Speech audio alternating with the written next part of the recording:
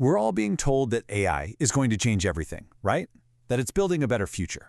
But what if I told you that behind all that promise is a dangerous game? It's a shell game, really. One built on hype, deception, and just jaw-dropping amounts of money. And today, we're going to follow that money. So let's start with this. This was the moment, November 17th, 2023. You've got Sam Altman, the face of the entire AI revolution, and he gets fired by his own board. And get this, it wasn't for some botched product launch or because the numbers were bad. The reason they gave? Lying. I mean, the official statement was full of that typical corporate jargon, not consistently candid. But the message? The message was crystal clear. We don't trust you anymore. And what happened next? Whoa. It was a masterclass in how power works in Silicon Valley today. In less than 5 days, Altman was back in the CEO chair, and the board that dared to fire him? Gone. Poof. Now, a lot of people cheered this on, called it a win for progress, but honestly, it should probably terrify you. Because this wasn't just some internal drama. This was the moment a long-running pattern of manipulation just exploded into public view. And it proved pretty definitively that there are absolutely no brakes left on the world's most powerful AI company. Okay, so to really get what's going on here, you have to look at the two Sam Altmans. There's the public one, right? The thoughtful guy who goes to Congress and warns them about the existential risks of AI. But then, there's the private one. The one who's been methodically taking apart every single safeguard that was put in place to stop those exact risks from happening. It all kicked off with this big, splashy promise. Back in July 2023, OpenAI came out and said, hey, we're dedicating a full 20% of our huge computing power to our Superalignment team. And this team had, a pretty important job. Basically, figure out how to keep a super intelligent AI from going rogue and, well, harming all of humanity. Sounds great, right? Well, that promise turned out to be a complete mirage. That team, they were left fighting for scraps.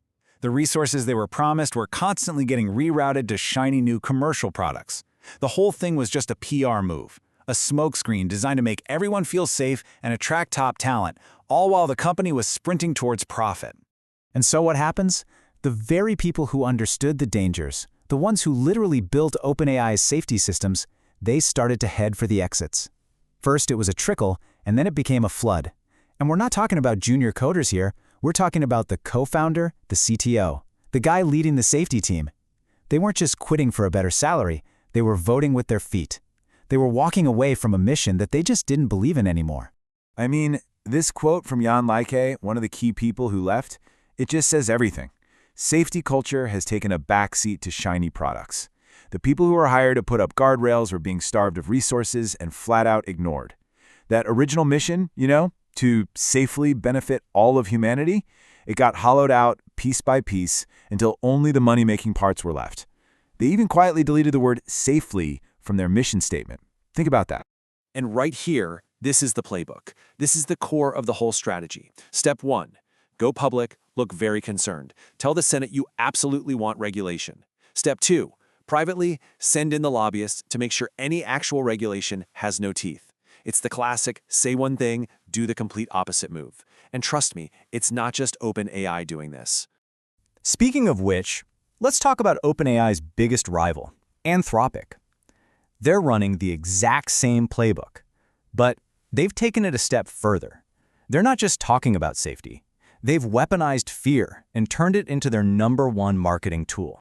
So, not long ago, Anthropic announces their new model, Claude Mythos, and they do it with this absolutely terrifying claim. They said it was so powerful they called it a zero-day vending machine, that it was literally too dangerous for you and me. Releasing it to the public, they said, could damage national security, so it had to be locked away, available only to a handful of special partners. And of course, the media just ate it up. Total frenzy. And to prove how scary this thing was, they dropped numbers like this: an 84% success rate at finding and exploiting security bugs in Firefox. Compare that to their last model, which was only at 15%. I mean, that looks like a huge, terrifying leap in cyber warfare capability, doesn't it? But here's the catch, the fine print. Buried deep inside their own report was the real story. This test, it wasn't run on the real Firefox browser that you and I use. Nope, it was run on a version that had all of its most important security features switched off. That's like testing a car's top speed by dropping it out of a plane and calling it a world record. The results are completely meaningless in the real world. So let's be clear, this has nothing to do with safety. This is what you call terror marketing. It's a PR stunt, plain and simple. It's designed to create this fake sense of scarcity, pump up the hype for an IPO, and distract everybody from how insanely expensive it is to actually run this thing. So why? Why go through all this trouble? The lies, the smokescreens, the fear-mongering? It's because it's all a giant distraction. A distraction from a simple, terrifying financial reality that, believe me, nobody in Silicon Valley wants to talk about. And this might be the biggest con in the entire AI industry. It all comes down to one word: training. That's what they call their biggest expense. And they use that word because it makes investors think it's a one-time cost. You know, like building a factory, a capital expense. But it's not. Training is everything. It's bug fixes, tweaks, updates. It's a never-ending operational cost, like an electricity bill that just keeps going up and up and up. So how much are we talking about? How much does this training cost?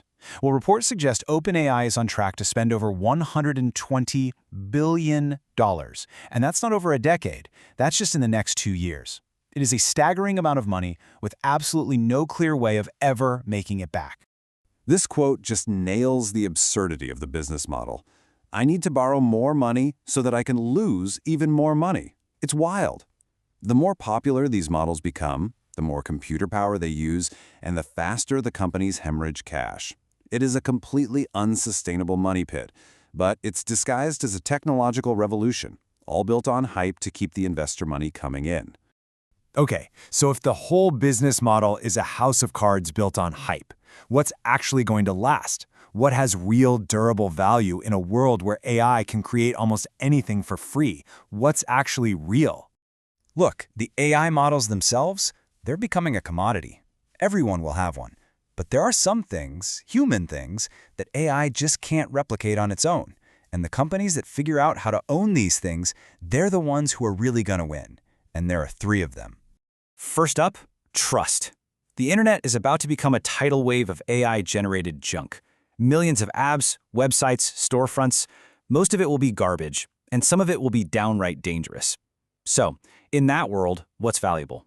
The lighthouse. The companies that can verify what's real. The ones that can guarantee an app won't steal your data, or that a person can be held accountable. That's where the real value is. Trust becomes the signal in all that noise. Number 2 is context. A generic AI is powerful, sure, but it's also kind of dumb. It's useless without specific information. The most valuable data isn't just scraping the whole internet. It's your data. Your company's private documents, your customer list, your team's conversations. The companies that own that layer, the place where all your unique information lives, they control the choke point. Any AI is going to have to go through them to actually be useful to you. And finally, number 3, liability. Think about it.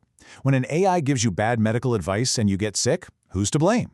When it gives you a terrible financial plan and you lose your life savings, who pays?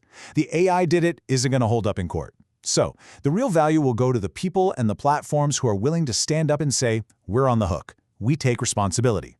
That accountability, that is the most solid foundation you can build on. Which brings us full circle, right back to the people running this show. The next time you hear one of these CEOs talking about saving the world from existential risks, after everything we've just seen, the deception, the safety smokescreens, the insane financials, you've got to ask yourself one simple question. Do you really think they're trying to protect humanity? Or are they just protecting their own pockets?